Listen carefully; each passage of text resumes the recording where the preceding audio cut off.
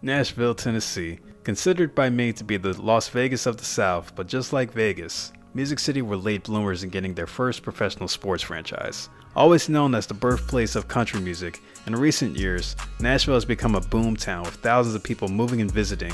With their growth came the city's first professional sports teams and a race car track nestled in one of Nashville's suburbs. Moreover, Nashvillians should expect to see their adolescent sports market see tremendous growth along with their stadiums, both present and future, on the horizon. In today's installment of Stadium Safari, we will explore the history and future of Nashville's sporting venues with Nissan Stadium, Bridgestone Arena, and Nashville Superspeedway. In addition, this will be a Venues of Tomorrow feature as we explore the future of Yotes Park. If you are new to the channel, make sure to hit the like button for the algorithm, subscribe to the channel, and hit the notification bell to show your support and be on the lookout for future videos.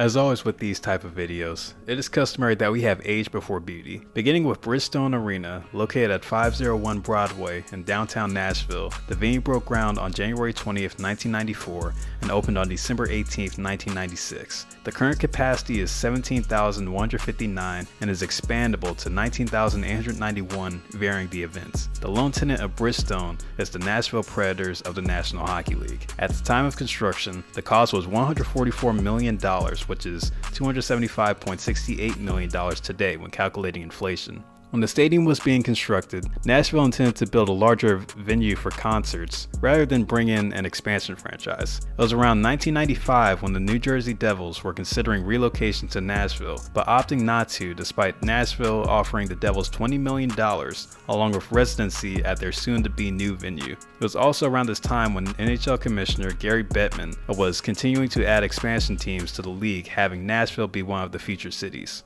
Nashville would be given an expansion franchise in 1998 under the condition that they had to sell at least 12,000 season tickets for fans for their first season. Nashville was able to achieve the benchmark and pay a portion of the expansion fee and was given the NHL team known today as the Nashville Predators, making them the first Major League Sports team to play in Nashville. They would call Bridgestone Arena home from that point on. The Predators' first ever home game at Bridgestone Arena was on October 10th, 1998 against the Florida Panthers in a 1-0 loss. The attendance is not recorded. The arena was publicly funded by the City of Nashville and is currently owned by the Sports Authority of Nashville and Davidson County. For Nashvillians, Bridgestone is considered one of the busiest sporting venues in the country, hosting Predators hockey games, college basketball, professional bull riding, and music concerts, which at times seems like there are more of those than hockey games. In 2019, Bridgestone Arena was awarded Venue of the Year by the International Entertainment Buyers Association.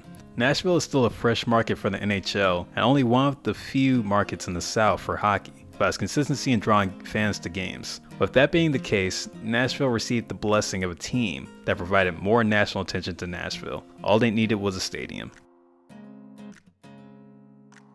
Located on the east bank of the Cumberland River, Nissan Stadium sits at 1 Titans Way east of downtown Nashville. The stadium broke ground on May 3, 1997 and opened on August 27, 1999. With a current capacity of 69,143. The tenants of the stadium are the Tennessee Titans of the NFL, Tennessee State Tigers football team, and Nashville SC of MLS until May 2022. Hint hint, foreshadow for the video. At the time of construction, the cost was $290 million, which is $512.64 million today when calculating inflation. The story of Nashville getting an NFL team is no different than how most cities were able to get an NFL team. During a preseason game in 1995 with the Houston Oilers and the Washington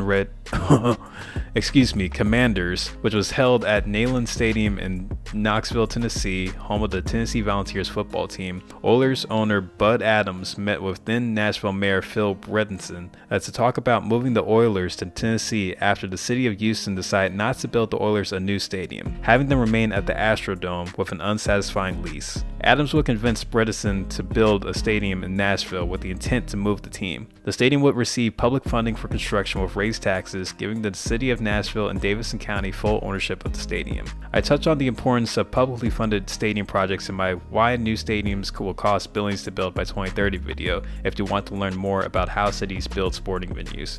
Make sure to go watch to stay informed. At the end of the 1995-96 season, the Oilers would move to Nashville and be rebranded as the Tennessee Titans fully in 1999, giving Nashville a stronger market reach with the addition of an NFL franchise to their sports market. For a side note, the Titans go by Tennessee instead of Nashville because the state government provided funding for the stadium, in addition to giving the condition that the Tennessee State University Tigers football team could play home games at the new stadium. On September 12, 1999, the Titans would play their first regular season home game at Nissan Stadium against the Cincinnati Bengals, winning 36-35 in front of 65,272 fans. No info for Tennessee State's first game. In 2015, Nissan would pay a naming rights fee for the stadium on a 20-year agreement. The Titans have been successful since their move and rebrand, making Nissan Stadium a hotspot for football. Nashville would eventually be introduced to the ever-growing Major League Soccer market. In 2020, Nashville SC would become MLS's newest expansion franchise after transferring from the second-tier league of U.S. Soccer, the USL Championship. They would play their first game at Nissan Stadium on February 29, 2020 against Atlanta United in front of 59,069 fans, losing 2-1, making it the largest crowd for a soccer match ever in the state of Tennessee. Unfortunately,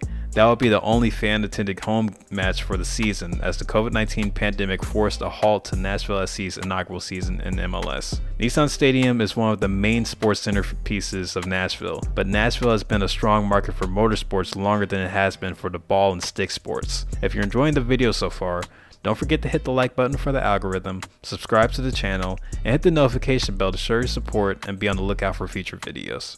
Nashville Superspeedway is located 30 miles from downtown Nashville at 4847 F McCreary Road in the suburb of Lebanon, Tennessee. The racetrack first opened in 2001, closed in 2011, and reopened in 2021 with a capacity of 38,000, but is expandable to 150,000. The track is 1.3 miles long, has a concrete surface with the banking at 14 degrees high. The premier event held at the track is the Ally 400 for the NASCAR Cup Series. The construction cost is unknown. The history of stock car racing in Nashville dates back to 1958 when NASCAR raced at the Nashville Fairgrounds Speedway, which is located closer to the downtown area. Due to track management and city government conflicts, NASCAR would have its final race at the fairgrounds in 1984, never to return to the Nashville area until the Superspeedway in Lebanon opened in 2001. However, Nashville was only able to host races for NASCAR's Truck and Xfinity Series. NASCAR's first race at the Nashville Superspeedway was on April 14, 2001 for the NASCAR Xfinity Series. The inaugural race winner was Greg Biffle. The attendance is not recorded. NASCAR would continue to make annual trips to Nashville during the early 2000s, but due to low attendance for most of the events, track owners Dover Motorsports decided that they were not looking to pursue any NASCAR events for the 2012 season, causing the track to permanently close on August 3, 2011. The track would remain in operation for private car and tire testing, however, and was also used as a test track for NASCAR teams during the mid-2010s. Heading into 2020, it was rumored by NASCAR that they were hoping to make a return to the Nashville area in the near future. It was even rumored that they would host races at the Nashville Fairgrounds if the city were to help refurbish the facility. Eventually, Nashville Superspeedway would reopen in 2020 and would host a NASCAR weekend for the 2021 season after a 10-year closure. The efforts for the Nashville return were led by Nashville Superspeedway track president Eric Moses. Moses would lead the effort to refurbish the track and lead the marketing campaign throughout the Nashville metropolitan area. Since the days of the Nashville Fairgrounds, the Nashville market never lost its love for racing. In June of 2021, Nashville Superspeedway would host the first ever NASCAR Cup Series race in Nashville since 1984 with the inaugural Ally 400 in front of a sold-out crowd. Kyle Larson would be the race winner and that year's Cup Series champion. Due to the turnout of the races from that weekend, Speedway Motorsports bought the facility from Dover Motorsports in November 2021 for $131.5 million. It is still rumored if NASCAR would make its return to the fairgrounds full-time, but that will be discussed later in the video. Nashville is beginning to become a sports hub in different areas and are looking to capitalize on their newfound sports culture with a brand new venue for their young soccer club. If you're still enjoying the video, don't forget to hit the like button for the algorithm, subscribe to the channel, and hit the notification bell to show your support and be on the lookout for future videos.